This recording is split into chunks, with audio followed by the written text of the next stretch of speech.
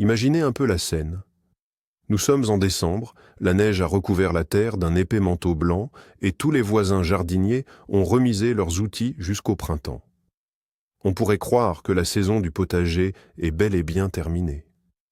Et si je vous disais que c'est précisément maintenant, au beau milieu de l'hiver, que nous n'allons pas nous reposer, mais plutôt semer? Cela ressemble à de la folie? Peut-être. Mais c'est une folie qui, dès avril ou mai, vous offrira des radis croquants, des épinards juteux et de la salade fraîche, cueillis directement de votre propre jardin. Dans cette vidéo, je vais vous révéler tous les secrets du semis de décembre sous serre. Une méthode qui permet de contourner la nature et d'obtenir une récolte avec 2 mois d'avance sur tout le monde. Vous découvrirez que non seulement c'est possible, mais que c'est étonnamment simple, à condition de connaître quelques règles essentielles. Prêt à lancer les semis pendant que les autres boivent leur thé en regardant par la fenêtre? Alors, c'est parti.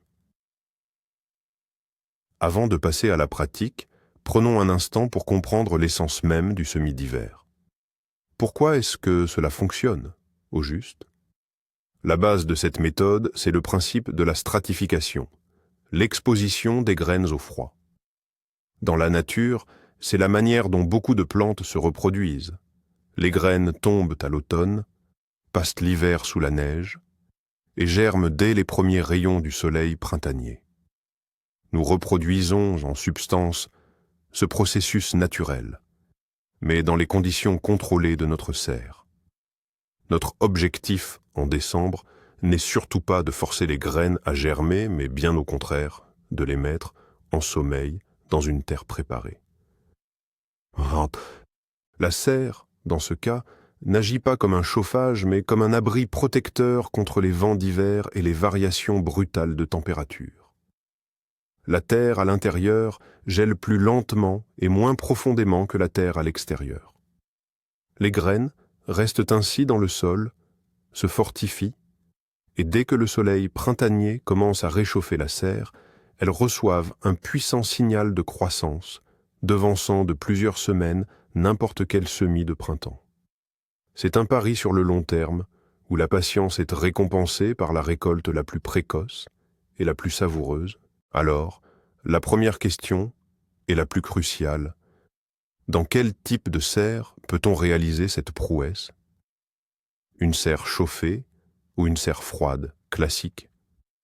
La bonne nouvelle, c'est que cette méthode fonctionne dans les 2 cas, mais les objectifs et les résultats seront sensiblement différents. Si vous disposez d'une serre chauffée, où vous pouvez maintenir une température positive, les semis de décembre se transforment en une véritable culture hivernale.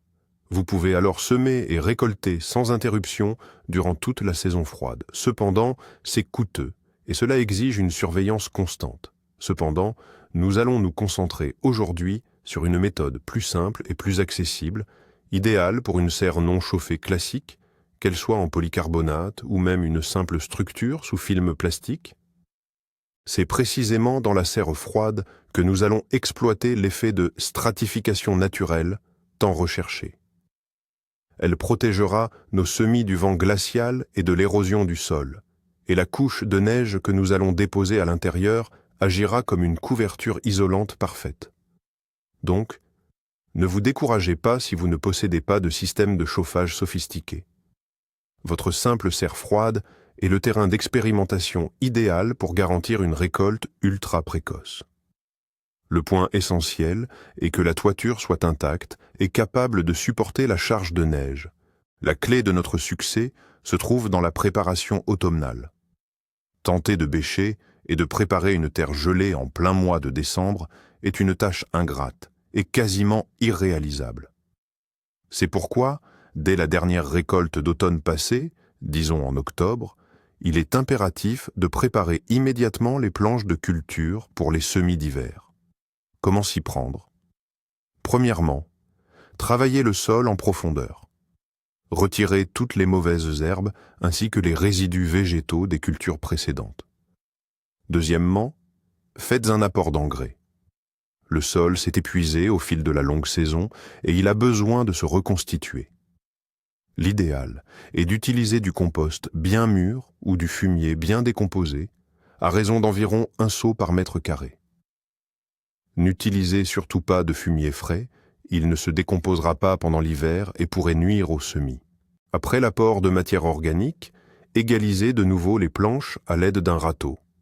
Et le plus important, tracez à l'avance vos sillons de semis. Leur profondeur doit être légèrement supérieure à la normale, environ 3 à 4 cm. C'est dans cet état impeccable que les planches doivent passer l'hiver, prêtes à accueillir les semis dès le mois de décembre. Quel est donc ce fameux jour J pour commencer les semis? Il n'y a pas de date précise à retenir. Le principal indicateur, c'est l'installation de températures négatives et stables. Vous devez attendre que le sol de la serre soit gelé sur 2 ou 3 cm de profondeur et que les températures diurnes ne remontent plus au-dessus de 0. Pourquoi est-ce si critique? Si vous semez trop tôt, lors d'un redout impromptu en décembre, vos graines risquent de germer. Et les gelées suivantes les anéantiront inéluctablement. Notre objectif est précisément de mettre en dormance ces semences dans la terre gelée jusqu'au printemps. Généralement, les conditions idéales se présentent entre la première et la deuxième décade de décembre, mais cela dépend évidemment de votre région. Gardez un œil attentif sur les prévisions météorologiques, le scénario idéal.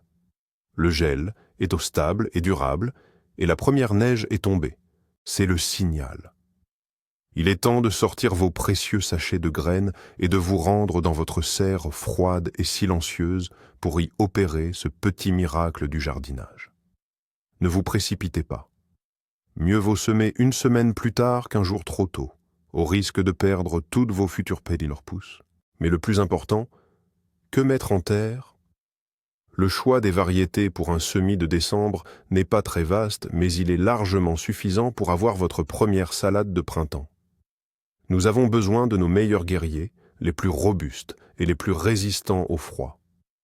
Oubliez les tomates, les poivrons ou les concombres. Leur heure viendra plus tard. Nos champions à nous sont des variétés de jours courts qui ne craignent absolument pas le gel. Premièrement, le radis. Choisissez les variétés les plus précoces, celles qui arrivent à maturité en 18 à 25 jours. Deuxièmement, l'épinard. Cette culture est un véritable champion de résistance au froid. Ses graines passeront l'hiver en terre sans problème. Troisièmement, diverses variétés de salades, surtout les laitues à feuilles, comme la lollo rossa ou d'autres laitues paumées robustes, ainsi que le cresson halénois. Elles germent très rapidement. Quatrièmement, les fines herbes, l'aneth, le persil et la coriandre. Leur parfum au printemps sera absolument renversant. Les oignons semés à l'automne pour la récolte des premières ciboules vertes sont également parfaits pour ce type de culture. Lorsque vous achetez vos graines, cherchez les mentions pour semis précoces ou très résistants au froid. Ce n'est pas un simple argument marketing, ces variétés sont réellement mieux adaptées à nos conditions extrêmes. Concentrons-nous sur le roi des primeurs, le radis. Obtenir des radis croquants et juteux, alors que la terre de vos voisins vient à peine de dégeler, c'est le signe d'une maîtrise totale de l'art du jardinage. Pour un semis dès le mois de décembre, certains cultivars sont idéaux, comme le 18 jours, le Zora, ou l'incontournable petit déjeuner français. Ces variétés développent rapidement leurs racines et résistent bien à la montaison, même en cas de fortes variations de température au printemps. Le secret de la réussite, c'est la technique. Nous espaçons les graines de radis dans des sillons préalablement préparés. Il est essentiel de les déposer assez clairsemés, à environ 5 cm les uns des autres. Si le semis est trop dense, les racines vont se gêner, ce qui donnera des radis petits et difformes. Il est peu pratique d'éclaircir les plants au printemps. Il est donc préférable de bien faire les choses dès le départ. N'oubliez pas que le radis apprécie un sol léger et très fertile. Si vous avez bien enrichi la parcelle avec du compost à l'automne, ce nutriment sera largement suffisant pour assurer un démarrage rapide. Et une petite astuce supplémentaire, Pour que vos radis soient lisses ou plus doux et moins piquants, vous pouvez saupoudrer la planche de cendre de bois dès l'apparition des premières pousses au printemps. Notre prochain champion, c'est l'épinard. C'est probablement la culture la plus simple et la plus gratifiante pour les semis d'hiver. Non seulement il résiste au froid, mais il adore carrément la fraîcheur. La chaleur printanière le fait vite monter en graines. Mais si vous le semez tôt, il forme une rosette puissante, composée de feuilles charnues, juteuses et bourrées de vitamines.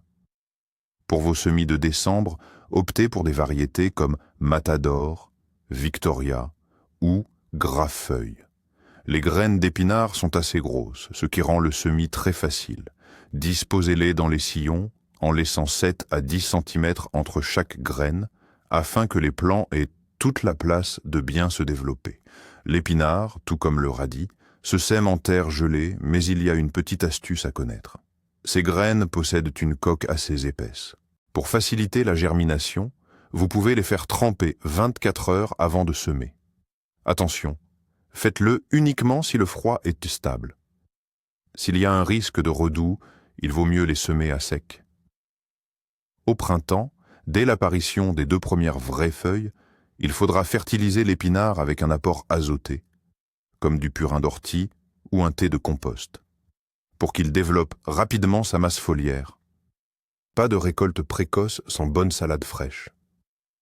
Toutes les variétés ne se prêtent pas à un semis en décembre.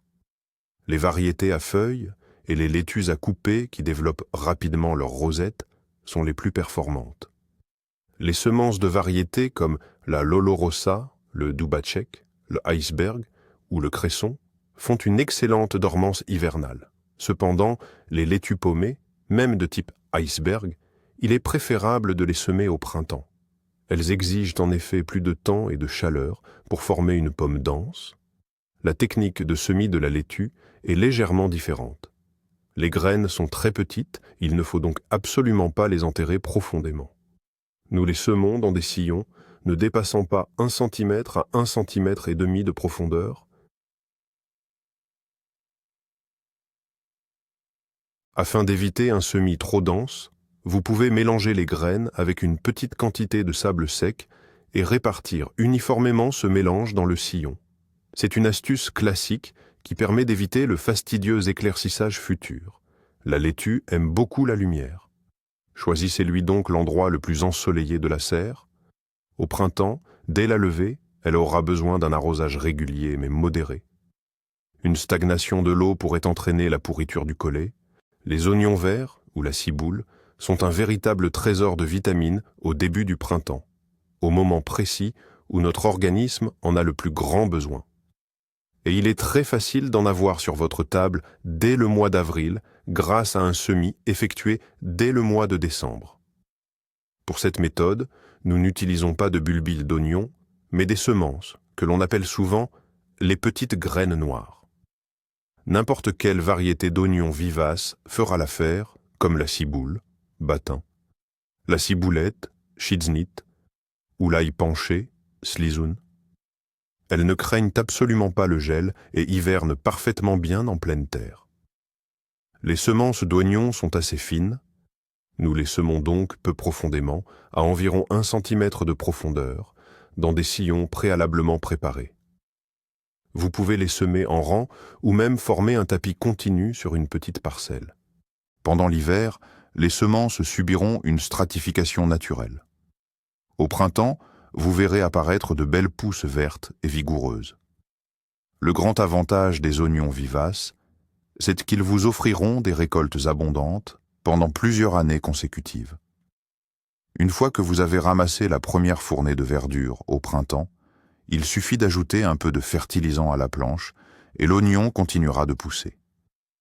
C'est sans doute le résident le plus rustique et le plus fiable de notre serre d'hiver. Et si on parlait des herbes aromatiques, l'aneth et le persil, ce sont les incontournables de toutes les salades. Eux aussi, vous pouvez, et même vous devez, les semer en décembre. Cela vaut particulièrement pour l'aneth. Beaucoup de jardiniers amateurs se plaignent que le semis de printemps est souvent raté. L'aneth a tendance à monter rapidement en graines avant d'avoir eu le temps de produire suffisamment de feuillage. Le secret, c'est que les graines contiennent une forte concentration d'huiles essentielles qui ralentissent leur germination. Le semis d'automne résout ce problème. Durant le long hiver, sous la neige, ces huiles essentielles sont en partie lessivées, ce qui permet aux graines de germer très rapidement et de façon uniforme dès le printemps. Pour ces semis avant l'hiver, privilégiez les variétés d'ânettes buissonnantes, comme la Tegid, l'Alligator ou le Grybowski. Quant au persil, il tolère lui aussi parfaitement l'hiver lorsqu'il est semé. Choisissez de préférence des variétés de persil plat ou frisé, car le persil tubéreux demande plus de temps pour se développer. Semez l'ânette et le persil dans des sillons d'environ 2 cm de profondeur, sans trop serrer. Une chose est sûre, l'odeur des herbes fraîchement coupées dans votre serre en avril va rendre jaloux tous vos voisins. Pour les jardiniers les plus audacieux et ceux qui aiment les défis, il existe des options un peu plus complexes. Je pense notamment aux semis avant l'hiver ou semis d'automne, de carottes et de betteraves. Soyons clairs, cette technique demande un certain savoir-faire et il est possible que vous n'y arriviez pas du premier coup. Mais si vous suivez les étapes correctement, vous obtiendrez les légumes racines les plus précoces, prêts à être récoltés dès le mois de juin. Pour un tel semis, vous devez impérativement choisir des variétés spécifiques, très précoces, et surtout résistantes à la montée à graines.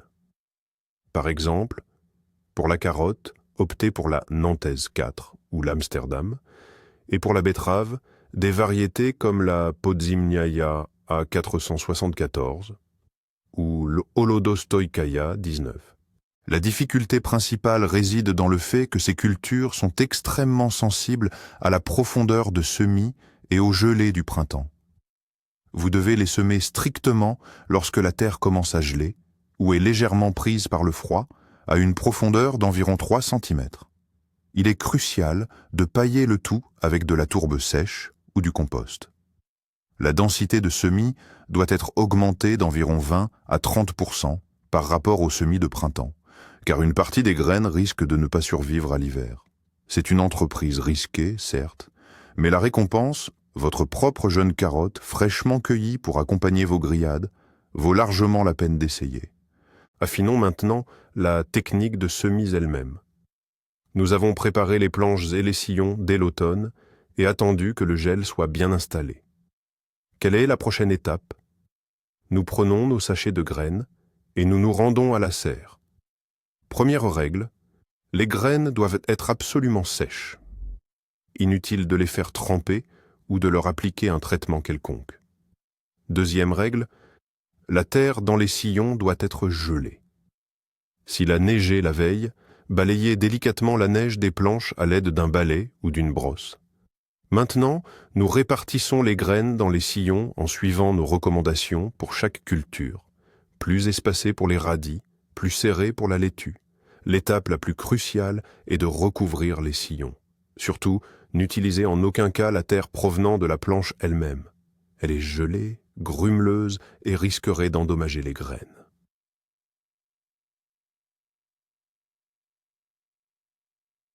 Mirha. Il vous faut absolument un sac de terre sèche et meuble, préparé et mis de côté dès l'automne. Il peut s'agir d'un mélange de tourbe, de sable et de compost. Vous devez le stocker dans un local où il ne gèle pas, comme une remise ou une cave.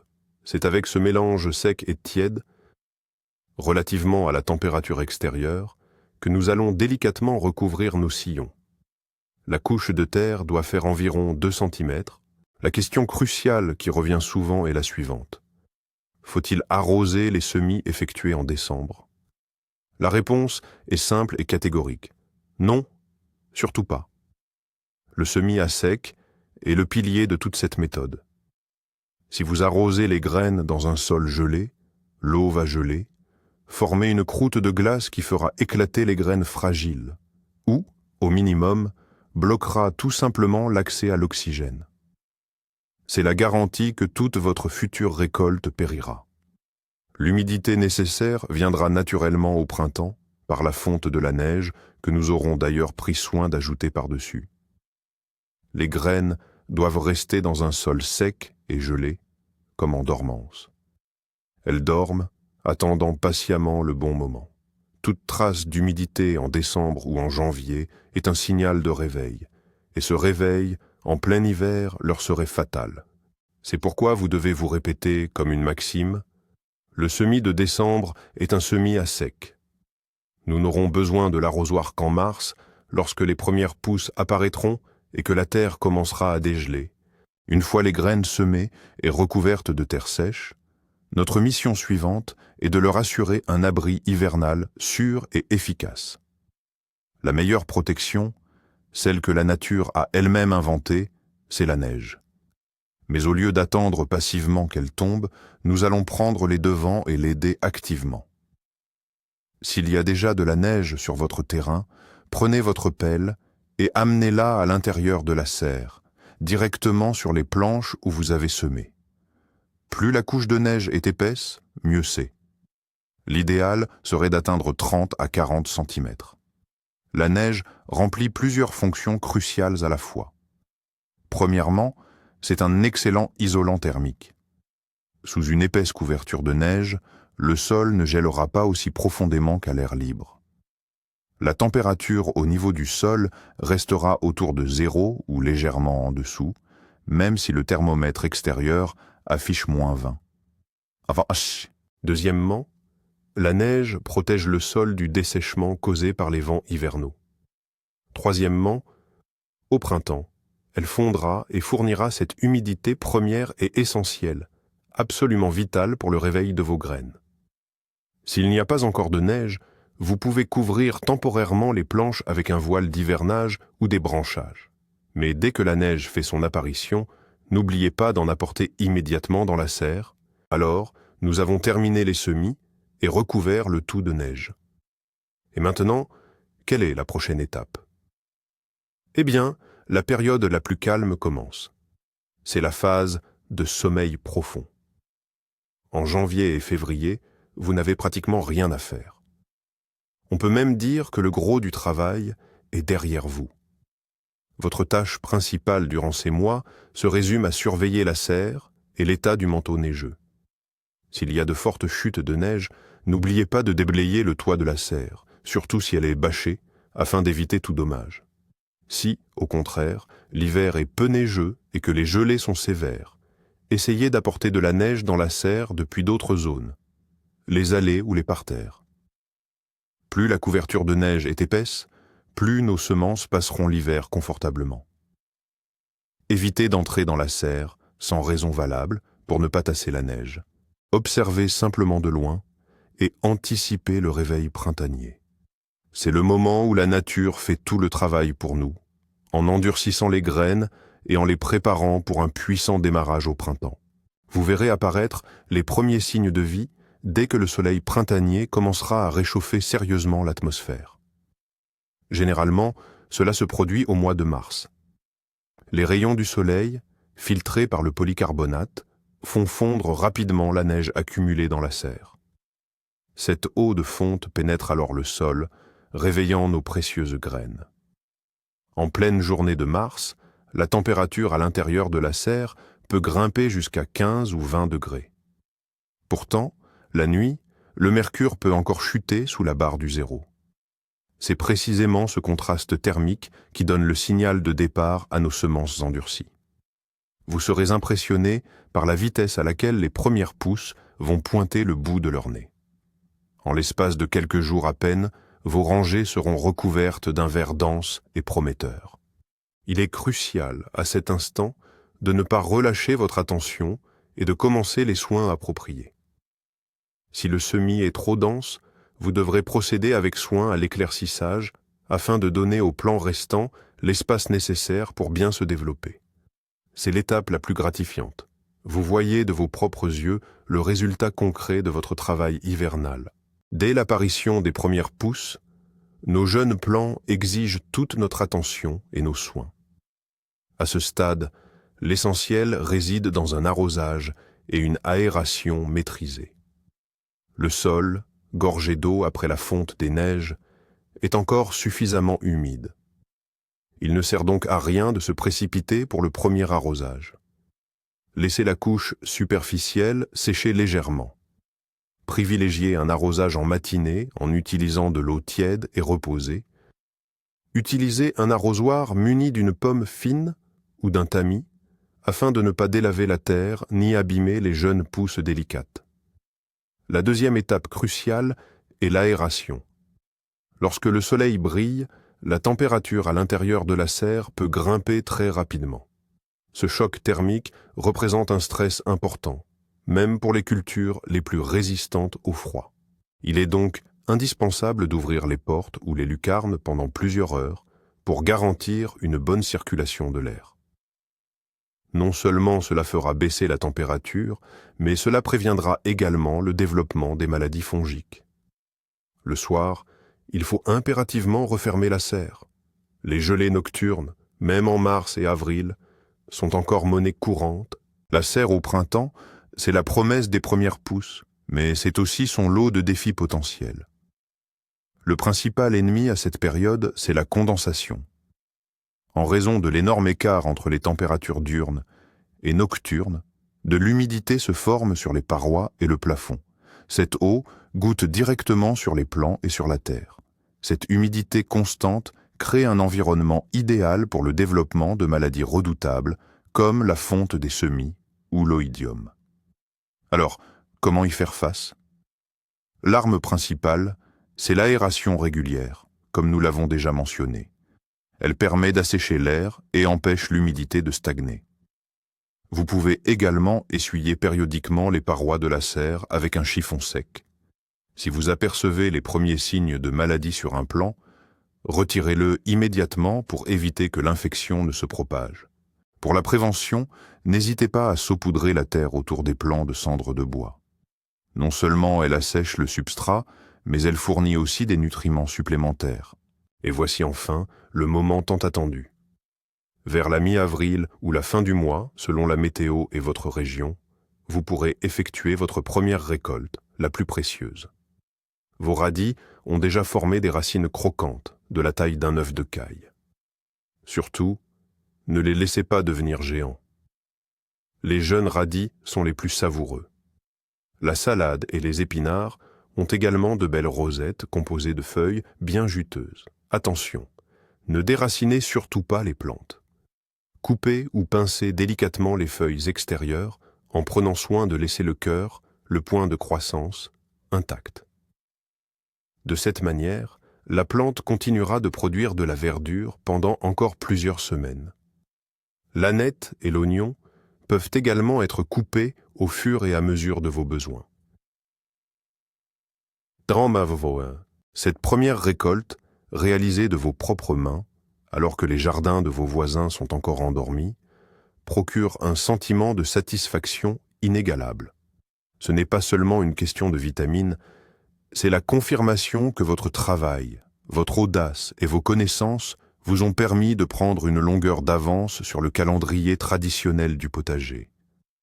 Faisons le bilan de cette aventure hivernale. Qu'avons-nous concrètement gagné grâce à ces semis de décembre? Premièrement, nous avons pu récolter au moins 1 mois et demi plus tôt qu'avec le semis printanier le plus précoce. Deuxièmement, nos jeunes plants sont beaucoup plus robustes et sains. C'est la force d'une acclimatation naturelle par le froid. Troisièmement, nous avons gagné un temps précieux au printemps, une période où le jardinier n'a pas 1 minute à perdre. Alors que les autres seront encore en train de préparer leurs parcelles, nous serons déjà en train de savourer nos premières salades croquantes. Et quatrièmement, nous optimisons l'espace de culture. Une fois que nous aurons récolté les radis et les premières herbes au mois de mai, ces mêmes parcelles pourront accueillir les semis de cultures plus exigeantes en chaleur, tomates, poivrons et concombres. En d'autres termes, nous réalisons 2 récoltes successives sur une seule et même surface. Cette méthode est l'exemple même du jardinage intelligent. Au lieu de lutter contre la nature, nous utilisons ses propres lois à notre profit. Ce n'est pas qu'une simple technique, C'est une véritable philosophie pour cultiver sa terre de manière plus efficace. Pour conclure, le semis hivernal ne se limite pas à l'obtention de récoltes précoces. C'est une affaire de passion, d'expérimentation et du besoin irrépressible de rester proche de la terre, même lorsqu'elle dort sous la neige. C'est la preuve qu'une petite graine, déposée dans la terre gelée, porte en elle une incroyable force vitale, prête à éclore et à percer dès les premiers rayons du soleil printanier. Cette méthode prouve que, pour le vrai jardinier, la saison ne s'arrête jamais. Elle fait simplement la transition d'une phase à l'autre. Si vous pensiez encore que l'hiver était synonyme de repos pour les activités du jardin, j'espère vous avoir convaincu du contraire aujourd'hui. Tentez l'expérience, même sur un seul petit carré de terre. Je suis certain que le résultat ne vous surprendra pas seulement, il vous inspirera à de nouvelles réussites. Après tout, il n'y a rien de plus gratifiant que de savoir que vous pouvez cultiver votre propre nourriture de vos mains presque toute l'année. C'est une source incroyable de confiance et d'autonomie. Et voilà, chers amis, une solution simple, mais incroyablement ingénieuse, nous permet de transformer notre serre endormie pendant l'hiver en véritable incubateur pour nos futures récoltes. Nous n'avons rien fait de surnaturel. Nous avons simplement donné un petit coup de pouce à la nature, en créant pour les graines les conditions idéales pour leur dormance hivernale et, surtout, pour un puissant réveil printanier. Le plus important, le vrai point de bascule. Ce qui va vraiment vous surprendre, c'est que pour obtenir la récolte la plus précoce, vous n'avez absolument pas besoin de systèmes coûteux de chauffage et d'éclairage. Il vous faut seulement des connaissances, les bonnes semences et un peu de courage pour aller à contre-courant, pour semer à un moment où tout le monde se repose.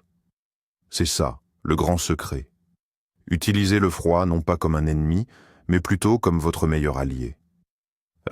Merci beaucoup d'avoir regardé cette vidéo jusqu'au bout. J'espère sincèrement que vous êtes inspirés et prêts à vous lancer dans vos exploits de jardinage hivernal. Si c'est le cas, mettez un pouce bleu et abonnez-vous à la chaîne pour ne rater aucun de nos prochains conseils. Et maintenant, une question pour vous. Avez-vous déjà tenté les semis sous froid? Peut-être avez-vous vos propres secrets ou des cultures favorites pour ce type de plantation? Partagez absolument votre expérience dans les commentaires, discutons-en ensemble.